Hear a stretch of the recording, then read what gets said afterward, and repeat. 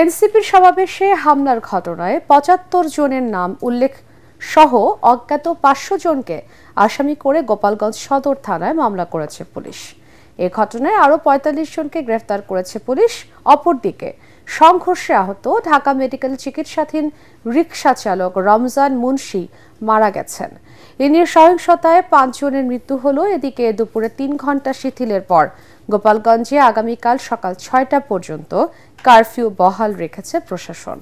গোপালগঞ্জ প্রতিনিধি চৌধুরী হাসান মাহমুদের পাঠানো তথ্য ও ছবি নিয়ে বিস্তারিত জানাচ্ছেন আশিকুর রহমান। বুধবারের রক্তাক্ত সংঘর্ষের ঘটনায় কারফিউ জারির পর নিয়ন্ত্রণে আসে গোপালগঞ্জের আইন শৃঙ্খলা পরিস্থিতি। বুধবার রাত ৮টা থেকে চলমান কারফিউ তৃতীয় ধাপে শনিবার সকাল ৬টা পর্যন্ত বাড়ানো হয়েছে। কারফিউ ঘোষণার পর থেকেই এলাকায় এখনও থমথমে পরিস্থিতি বিরাজ করছে।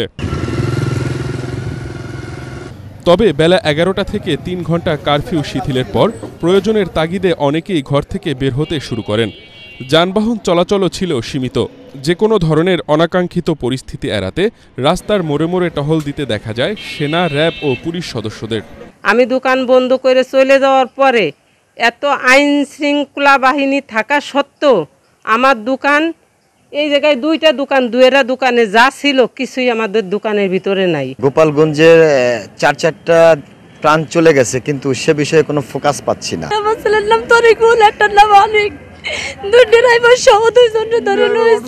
এই যে আমি ৩ ঘন্টা দোকানদারি কিভাবে চলবো? ঠিক আছে, এইভাবে তো চলা সম্ভব আমাদের। এসি কেনার কথা ভাবছেন? ভিসা দিচ্ছে যে কোনো এসিতে 15% নিশ্চিত ছাড়। এছাড়াও থাকছে মানি ব্যাক গ্যারান্টি নিশ্চয়তা। এদিকে এনসিপির সমাবেশে হামলার ঘটনায় ৭৫ জনের নাম উল্লেখ সহ অজ্ঞাত প্রায় ৫০০ জনকে আসামি করে মামলা করেছে পুলিশ।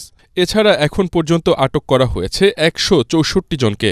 যে কোনো ধরনের দুর্ঘটনা প্রতিহত করার জন্য আমরা সর্বোচ্চ সতর্ক অবস্থায় থেকে আমরা আমাদের কার্যক্রম পরিচালনা করছি আমাদের বিপুল সংখ্যক পুলিশ সদস্য নিয়ে।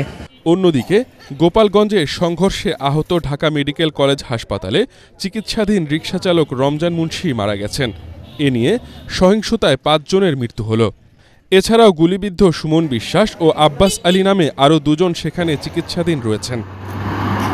Bureau report, ATN Bangla.